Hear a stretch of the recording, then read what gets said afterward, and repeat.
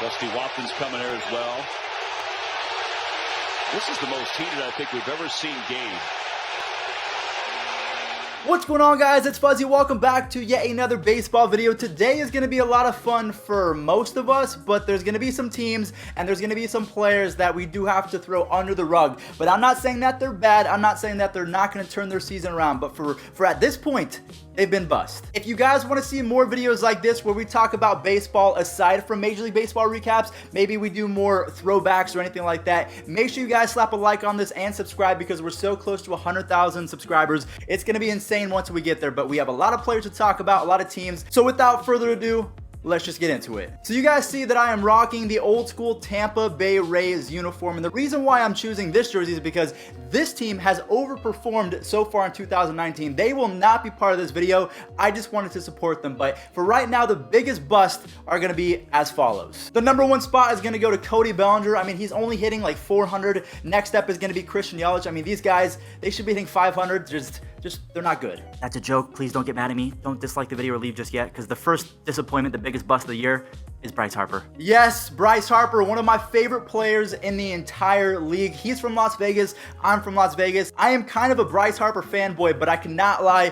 His stats, although his counting stats are pretty decent, he has 25 runs. He does have 7 home runs with 25 RBIs, but he's hitting 229, and he is now tied for the league lead in strikeouts. So if you take all of that into account, Bryce Harper just signed a 13-year deal worth $330 million. Now, if you talk about those stats, 229, 7 home runs, and a lot of strikeouts, what does that kind of remind you of? Now, I'm not saying this, I don't want to put this out there and have it actually happen, but Bryce Harper is putting up Chris Davis numbers in Chris Davis's first contract year, so I'm hoping that it's not the case. He is still getting on base a lot because he takes a ton of walks, but also one more thing about Bryce Harper is he has a negative .4 defensive WAR, so he's striking out a lot, his average isn't very high, and he's not the best in the outfield like he was when he was first coming up. So what do you guys think? What we're gonna do is we're gonna call this rust or bust. So do you think that it's just rust for Bryce Harper, it's just the beginning of the season, or do you think that he's going to bust? Because there's one more guy on his team that we have to talk about, Aaron Nola. I really like to consider him the rust instead of the bust because he had a really insane 2018. He started off this year horrible. Again, guys, let me know in the comment section down below, do you think Bryce Harper is going to turn it around, or do you think that he is going to be a 230, 240 hitter for the rest of his career? Let me know. All right, guys, so next up, this is going to be a very, This is not a hate video. I promise you guys, I am just trying to get these guys fired up. Not like they're going to watch these videos, but I'm trying to let you fans know that sometimes people just start off the year really bad and then they end up being pretty decent. One player that we have to talk about is Vladimir Guerrero Jr. He's in the same class as Chris Bryant. We have Bryce Harper. These are all of the top prospects that were the most hyped, and so far, Vladimir Guerrero Jr. has been the worst out the gate. Vladimir Guerrero Jr. is hitting 191, and through his first 46 at-bats, he hit 146. So there's one other player that we can compare him to at this point, because Mike Trout in his first 43 at-bats hit 143. What do they both have in common? They are superstar talents. They were highly touted coming out of high school and then eventually into the minors. So these guys definitely have the raw talent, but maybe it's time for them to get used to something as opposed to the pitchers having to get used to them. One thing I will say is Vladimir Guerrero Sr. also started off pretty bad. He had a 600 OPS in his first 13 games. So again, people start off with having to adjust, and then they adjust, and then they get better and better and better. But one thing I will say is the reason why they held him down is because of his defense. He's played really good defense. He's making a lot of sliding plays, and he has a cannon over there at third base. So again, guys, let me know, is Vladimir Guerrero Jr. a bust or is it rust? I cannot believe this next one. Okay, so Joey Votto is one of my favorite players in baseball. I just think that he has a character to him to where he's just more fun. He's really good at baseball. He just seems to really love and have passion for the game. But he's hitting 206 right now. When's the last time that you heard Joey Votto, a guy that hits like Joey Votto, hitting 206? It doesn't really happen. One thing that I can say is he's also striking out a whole lot more. So I'm wondering if he's going to be able to turn around. I want you guys to weigh in on this as well. Joey Votto hitting 206, is it rust or is he a bust? Another thing to add about Joey Votto is not only is he hitting 206, but he only has 3 home runs to go along with 7 RBI, so he's not even driving in runs, and again, that's kind of hard when you're not hitting the baseball. But the Reds in general, I almost wanted to put them in the same category, but Luis Castillo is somewhat saving them because he's had an amazing start to 2019, but they already released Matt Kemp. Joey Votto's not doing well. I just don't know what to make of the Reds because everyone said that they were going to be really good, but in my opinion, I felt like they weren't going to make the playoffs, so they're doing about as well as I thought that they were going to be. Alright guys, so now we have an honorable mention because I was always a big believer in the Boston Red Sox, but again, we know that they started off 2019, they were not good. Everyone thought that, it's the hangover from the World Series. They're just not taking it serious, but Michael Chavis, the rookie, he pretty much turned the season around. Mookie Betts is really starting to hit well. Mitch Moreland has put the team on his back. Rafael Devers is going to be an all-star this year, so as soon as they get their pitchers back, David Price, Nathan Eovaldi, I think they'll be fine. So in my opinion, the Boston Red Sox, it was rust, not the other one. Ooh, this is going to be fun because now we have to talk about my team, the Cleveland Indians. So all you Tribe fans out here, I'm just, I'm on the edge of my seat right now because we've made some bonehead decisions and the owner has made some really, I'm not going to finish that because Francisco Lindor might not be on the team in about 2-3 years according to the owner. So that's the first bugaboo that we have to worry about. But the biggest reasons as to why the Indians have not been good to start off, because the Twins, they're really good in 2019, so we have to keep pace with them. And in order for us to do that, Mike Clevenger has to come back healthy, and these next two guys, Corey Kluber and Jose Ramirez, they have to produce, because even before Corey Kluber was hit with a comebacker and he broke his forearm or fractured his forearm, he was not performing well. And same with Jose Ramirez. He hasn't been injured, but the dude's not even hitting 200.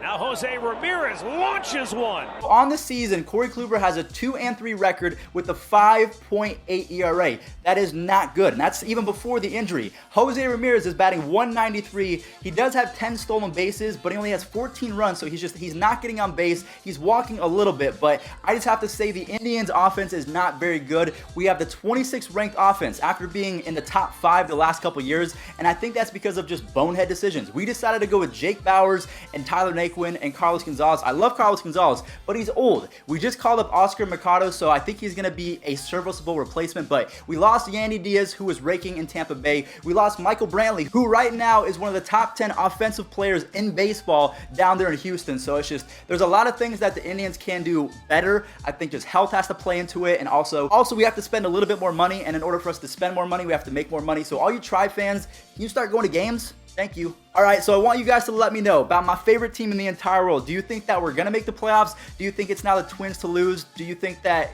Mike Clevenger coming back is going to make any difference?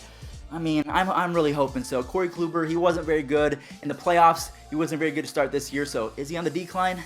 I sure hope not, because we should have traded him last offseason. The St. Louis Cardinals have been a bit of a disappointment in 2019, and the two biggest reasons why, at least in my opinion, is one, Matt Carpenter. I can tell you this for sure because he's on my fantasy team. He's been trash. That's really all that he's been, a trash can this year. And also Andrew Miller, I was a little bummed that the Indians let him walk, but he's not been very good. So between Matt Carpenter and Matt Carpenter has a .201 batting average. He's batting .201 with what? This is really bad. 4 home runs and 9 RBI. So he's making Joey Votto look good right now. But geez, 201 with a 4. What happened to Matt Carpenter? He's on my fantasy team, but I didn't realize he was doing this bad. And then if we look at Andrew Miller, in 2018, he had a 4.24 ERA, so he was not good last year. Currently, it's standing at a 5.02 ERA with a 5.7 walks per 9. Matt Carpenter is not doing well. Andrew Miller's getting lit up and also walking a lot more hitters.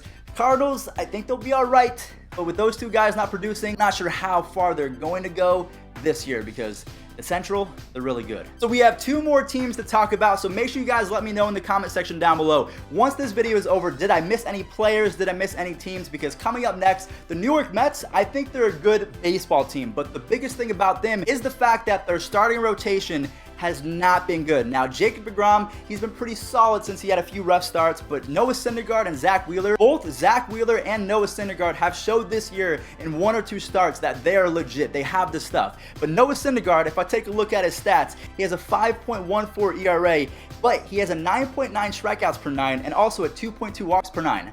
That's actually really good. So I think for right now, it's just people are getting lucky. I think I'm going to chalk it up to that. It's the same for Zach Wheeler. I think they're giving up a few more home runs than they would like to, but I think more base hits are dropping.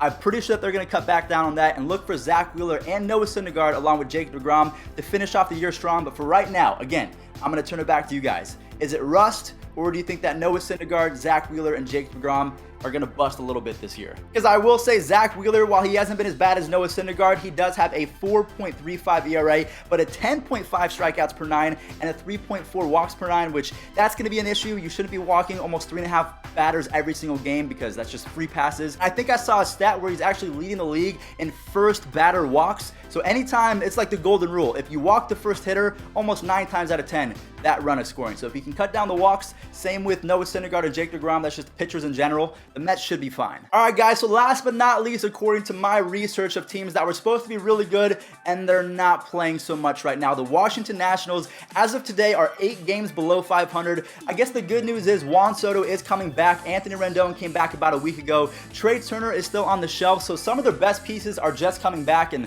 honestly, Trey Turner might be their best piece. He is not on the roster, but the thing about the Nationals that has been so bad is their bullpen. Sean Doolittle is doing really good. I think he has a 0 ERA, but if there's any team that needs to sign Craig Kimbrell, it's the Washington Nationals, because if I throw up this graphic right here, wow, the bullpen has been absolutely atrocious, and I'm just not sure what to make of it. You know how I talked about someone being a trash can a little bit earlier? Now, again, that's hyperbole. I just think these guys are getting paid a lot of money, and they shouldn't be hitting 200. I also have this guy on my fantasy team. Brian Dozier has been the epitome of a trash can in 2019. If we take a look at his stats, yeah, I'm not even going to read them. I'm just going to put them up because this dude is not even worth talking about. All right, guys, well, that is going to wrap it up for today's video. I love deep diving into the stats, and I like making videos that are a little bit controversial. Again, I'm not trying to be personal. I know I called a couple people trash cans, but that's just trying to get the fire burning, you know, get the pep back in your step, because these guys that we've mentioned, they're all either stars or they're former stars that have the raw talent.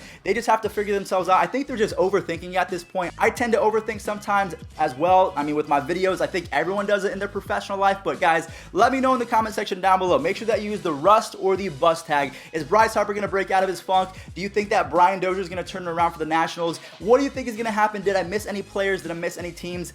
If I did, let me know in the comment section down below. Again, make sure you guys subscribe because we're so close to that 100K milestone, and I just thank you guys so much. That wasn't, I don't know what that was, but I was excited. So guys, I'm going to end it right there. Thank you all so much for watching. I will catch you guys tomorrow for yet another Major League Baseball recap. Turn on those bells, and I'll catch you guys there.